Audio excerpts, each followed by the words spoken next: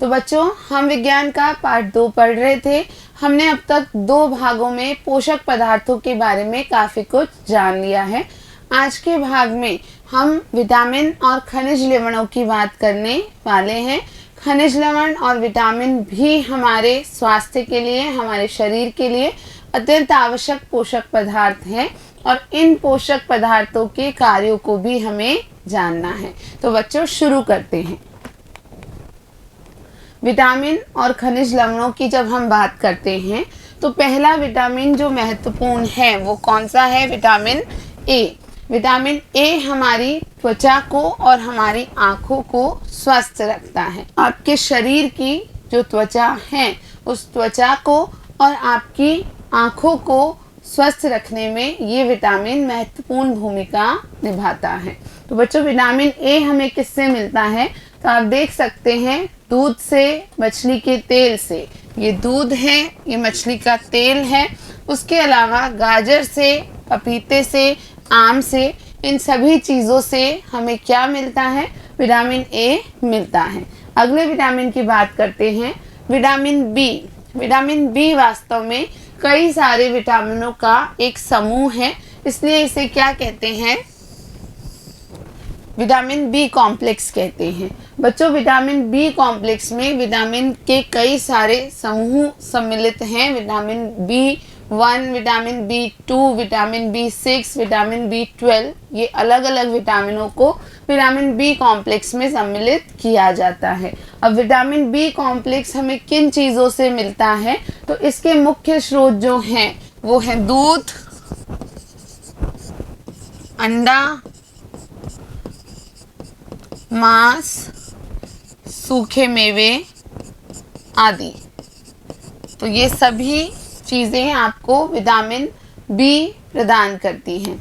अगले विटामिन पे चलते हैं बच्चों, विटामिन सी, जो कि बहुत ही महत्वपूर्ण है क्योंकि ये रोगों से लड़ने में हमारी मदद करता है। हमारे शरीर में जो विभिन्न रोग अलग अलग जीवाणुओं के कारण या कीटाणुओं के कारण हो सकते हैं, उन सभी से लड़ने के लिए विटामिन सी हमारी मदद करता है। तो बच्चों, विटामिन सी हमें मिलता है कई सारे फलों से और सब्जियों से। मुख्यतः जो सभी रसीले फल होते हैं जैसे संतरा, मौसमी या आंवला, इन सभी से हमें विटामिन सी की प्राप्ति होती है। आगे चलते हैं बच्चों, विटामिन डी की बात करते हैं। विटामिन डी बहुत महत्वपूर्ण है क्योंकि यह अस्थियों और दांतों के लिए कैल्शियम का उपयोग करने में हमारी सहायता करता है। हमारे शरीर में कैल्शियम की आवश्यकता क्यों होती है? तो हमारी हड्डियां, हमारे दांत, इनकी मजबूती के लिए कैल्शियम की आवश्यकता होती है और वास्तव में कैल्शियम का उपयोग हम तब सही से कर पाते हैं जब हमें क्या मिलता है? विटामिन डी मिलता है। तो बच्चों, विटामिन डी के भी मुख्य स्रोत जो हैं वो दूध, अंडे, मांस आदि हैं। ये बात आपको ध्यान रखनी है। इसके अलावा जो सूरज की रोशनी है यानी धूप है, वो भी विटामिन डी का एक महत्वपूर्ण स्रोत मानी गई है। अब बच्चों, हम बात करेंगे खनिज लवणों की। खनिज लवण कई सारे होते हैं, लेकिन जो मुख्य खनिज लवण हैं जो आपको जानने हैं वो 4 हैं: आयोडीन, फास्फोरस, लौह और कैल्शियम। आयोडीन हमें नमक से प्राप्त होता है। बच्चों, आप सभी जानते हैं कि भोजन बनाने के दौरान नमक का उपयोग किया जाता है और इस नमक से हमें क्या मिलता है? आयोडीन मिलता है। आपने सभी ने देखा होगा, सुना होगा कि आयोडीन युक्त नमक ही हमें वास्तव में अच्छा शरीर प्रदान करता है, रोगों से आपकी जांच करता है, रोगों से आपको लड़ने में सक्षम बनाता है। तो बच्चों, आयोडीन वास्तव में एक महत्वपूर्ण खनिज लवण है। उसके बाद फास्फोरस जो है वो हमें मुख्यतः केलों और अन्य फलों से प्राप्त होता है।